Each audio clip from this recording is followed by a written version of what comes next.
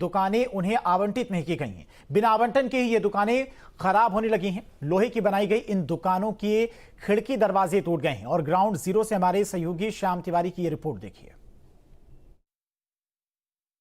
कानपुर के मोती झील इलाके में सड़क किनारे खाने पीने का सामान बेचने वाले लोगों को व्यवस्थित करने के लिए इस तरीके की गुमटियां बनाई गई थी। आप देख सकते हैं तस्वीरों में ये गुमटियां बनाई गई थी और इन गुमटियों का अलॉटमेंट उन लोगों को किया जाना था जो सड़क किनारे सामान बेचते हैं, जिनके पास उनका ठौर नहीं है और वो ठेला लगाते हैं।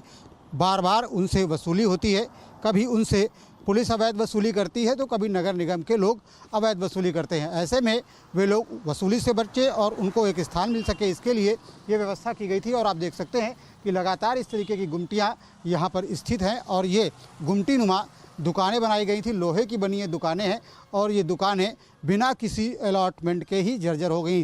ये दुकानें किसी को दी नहीं गई, इससे पहले ही जर्जर हो चुकी हैं। आप देख सकते हैं इसका जो लकड़ी का सामान है वो उखड़ चुका है, जो लकड़ी लगी थी वो उखड़ चुकी है, जो टीन का दरवाज़ा लगा हुआ था वो उखड़ चुका है। और इसी तरीके की स्थिति तमाम दूसरी गुमटियों की आप देख रहे हैं कि जो टीन है उस पर जंग लग गई है। बाकायदा काबाड़ नुमा ये दुकानें नज़र आने लगी हैं, यानी कि बिना किसी अलॉटमेंट के, बिना किसी को दिए हुए ये दुकानें सड़ने सी लगी हैं। और ये लगातार यहाँ पर उन ठेले वालों को, रेहड़ी वालों को चिढ़ाती हुई नज़र आती हैं जिनके लिए ये व्यवस्था की गई थी। आप देखिए कैसे ये लकड़ी का पटरा जो है, जो इस पर लगा हुआ था वो उखड़ गया था, बाकी लकड़ी घुन खा रही है। और जो दरवाजे थे, जो खिड़कियां थी इसकी, वो टूट गई हैं। उसका सामान कहाँ चला गया, कौन उसे ले गया, कबाड़ी उसे ले गया या चोरों ने उठा करके उसे बेच दिया, ये पूछने वाला, जांचने वाला भी कोई नहीं है।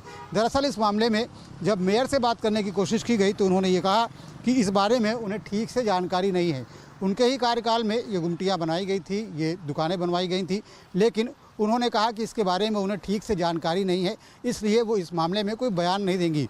हालांकि उन्होंने ये ज़रूर कहा कुछ विपक्षी लोगों ने अड़ंगा अटकाया था जिसकी वजह से इनका अलॉटमेंट नहीं हो पाया और ये दुकानें लोगों को दी नहीं जा सकी।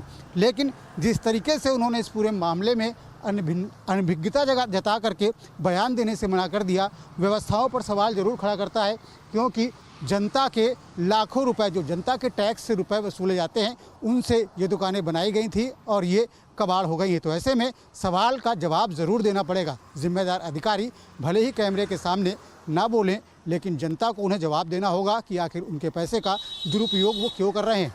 वीडियो जर्नलिस्ट सिंह के साथ श्याम तिवारी, न्यूज़ स्टेट कानपुर।